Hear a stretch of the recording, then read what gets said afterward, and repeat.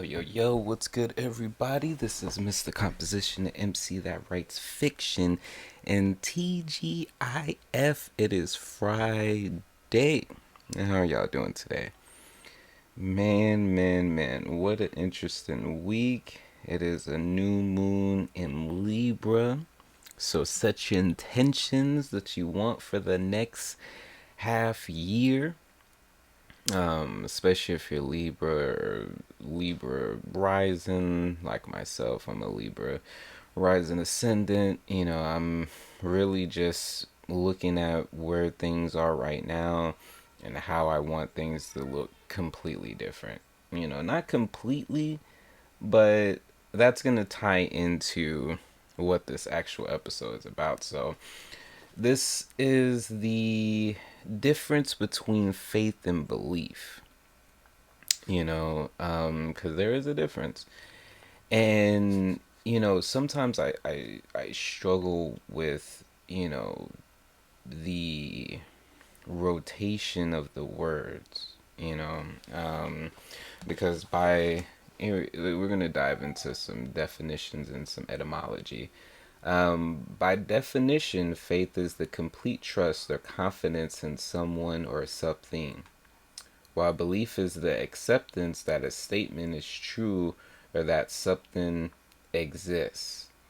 And then we dive into, now those are the definitions. When we dive into the etymology of faith comes from trust, faith, confidence, reliance, credence, and belief is in there. Early 14th century as assent of the mind to the truth of a statement for which there is incomplete evidence. And then we dive into belief, confidence reposed in a person or thing, faith in a religion, replacing Old English Gilifa, belief, faith from Germanic, to hold dear, esteem, trust. So again, they are similar, but there are some very key things. Like for me, I think that I have faith, but I lack belief sometimes. you know there was the video that was that I saw yesterday, and it was this episode from Star Wars, and it was, if you remember, on some of the original ones, I forgot which one it was, but Yoda's training Luke, and Yoda's trying to get Luke to use the Force to pull a ship out the water. And Luke is just sitting there like, I'm trying, like I what's going on, like I'm putting in the work, I'm doing, but it's not coming out, and so Luke starts to lose, you know hope, basically. He doesn't, believe. He's just all like, you know look, you see what I'm doing. And it's the same thing as far as, like, we see it. I've seen it in Doctor Strange. There's the one part where, Doctor Strange, he completely jacked up his hands, and he's in this training, and he's trying to create like a portal and everything. And Mordo's just all like, the clearer the vision, the quicker you can get to the destination, just dropping some jewels and stuff like that. And the Ancient One noticed that, Doctor Strange is struggling, so she tells everyone to leave except for Doctor Strange. And he's just all like, look, like, I don't, like, it's my hands. He's saying it's his hands, and the Ancient One's just like, it has nothing to do with your hands. And then she pulls out one of the other people, and he literally has no hands, and he does the signs and creates the portal. And she's just all like, this has nothing to do with your physicality of you doing something. And then, back to the whole Star Wars thing, Yoda, he sees, Luke kind of goes sit off to himself, and he's just all like, this is a waste of time, and then Yoda just chills, and he pulls the freaking ship out of the water like a G. And Luke's just sitting there like, what in the world? And he goes up to Yoda, he's all like, I don't believe it. And then Yoda hits him with the gut punch nugget, and he was just all like, that's why you fail. You don't believe. And I know, and it's funny because it's like the logical mind can only get you so far. And that's something that I'm learning within myself, and it's interesting. I don't like putting like my age or different things like that because I don't think like for the most part it matters. I just observe as far as like people in general, and sometimes I have to back off of myself because it's just all like, you want this and this, or you want to be able to do. And sometimes, not even sometimes, literally, there's a combination of things why you want something and it feels like you can't have it. Not just on a belief standpoint, but there's certain things that God, creator, whoever you believe in, there's stuff that they're able to see way further ahead than we're able to. And there's certain things that we don't have literally for our safety. There's a reason why you don't have $1 million. You would probably do something stupid and either die or like ruin your life or something like that. I'm not saying it's that extreme, but people have to understand there's usually a reason why. Maybe you weren't supposed to get on that plane. Maybe you weren't supposed to go on that trip. Like there's so many things that, and it sucks because we see it as like a big like F you, like bad, like and then we try to make logical sense out of something that is not logical.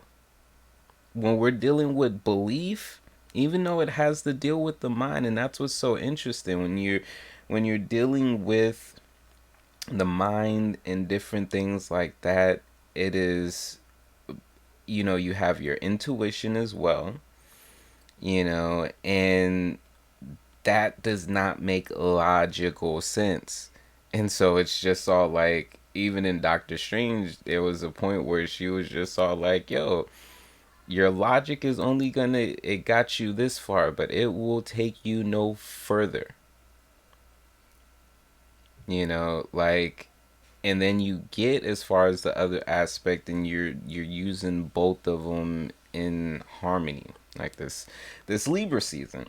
So there was a part in this book, Atomic Habits by James Clear. You hear me talk about it all the time because it's a fire book. I'm on my second read and highlighting certain things so that way I can implement it. I didn't want to do so the first time around because I just wanted to absorb everything.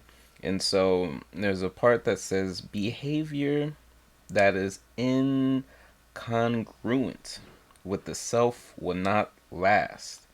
You may want more money, but if your identity is someone who consumes rather than creates, then you'll continue to be pulled towards spending rather than earning. You want you may want better health, but if you continue to prioritize comfort over accomplishment, you'll be drawn to relaxing rather than training. It's hard to change your habits if you never change the underlying beliefs that led to your past behavior. You have a new goal and a new plan, but you haven't changed who you are. you know and that is, oh man, That is a lot of what it is that I'm navigating through. Sometimes you'll sit there and be like, okay, like I got all the parts to the car, like everything's connected, like all the different things. Why is it not cutting on? And it can be frustrating. You're troubleshooting, you're just like, dun, dun, dun, dun, dun. Like, why is it not cut on? And it could be like a couple of reasons, or better yet, why is it not going? You find out that there's no gas. Doesn't matter if you got the car exactly what it is that you need it to be, and it's, not everything's connected, battery, boom, boom, boom, all these different things. But guess what? It is not going anywhere without fuel. So there's a lot of stuff that's, going on. I was looking at, if you know anything about human design, or if you don't know anything about human design, let's say you know about astrology or numerology, I would highly suggest checking out human design. It's really cool because it like puts things the way, like it's like a combination of those things. You can get a free graph online. Just look up free human design chart. You may need to know your time of birth. I had found out, a couple years ago that mine was on my birth certificate. So yeah, you can. I know not every. I think there's some or the type of birth certificate that may not have that, but for the most part, it's gonna have that. So me, I'm a projector. It's a small portion of the population. Even the smaller portion is the reflectors. The large percentage of people are going to be generators and manifestors, I believe. And so, as a projector, the difference between the other three is that this world was created by manifestors and generators. And projectors literally don't have the energy to keep up with a generator or projector by themselves. That was the key thing, by yourself. Like, I found out that this one guy that I watched for motivation, Gary Vaynerchuk, he's a projector. And I was just like, get the fuck, what? But you have to look at what he has. He has systems in place and he's doing what it is that he loves. He's not the one doing the editing. There's an aspect that he does that is 100% him. So them going back and forth, sending him the thing, and then for him to upload it, that's, a thing. There's a difference between architects and builders. Projectors are the architects. Generators, those are the builders. There's a different dynamic with that. And so the strategy for projectors is wait for the invitation. They're not self theme is bitterness, which I could completely understand, but that wait for the invitation aspect, that's something that sometimes I'll struggle with. A lot of main important things that happen to us, whether it be relationships, whether it be opportunities, different things like that, there's going to be an invitation involved, and I have to learn as far as those different things. Another thing is that with projectors, we don't have the energy to just keep going and going and going and going. So it's very, for projectors, it's very misleading when we see certain things, and we're just like, well, damn, like I'm trying to keep up. I'm trying to do this. What our power for is very specific things, and we excel in one-to-ones.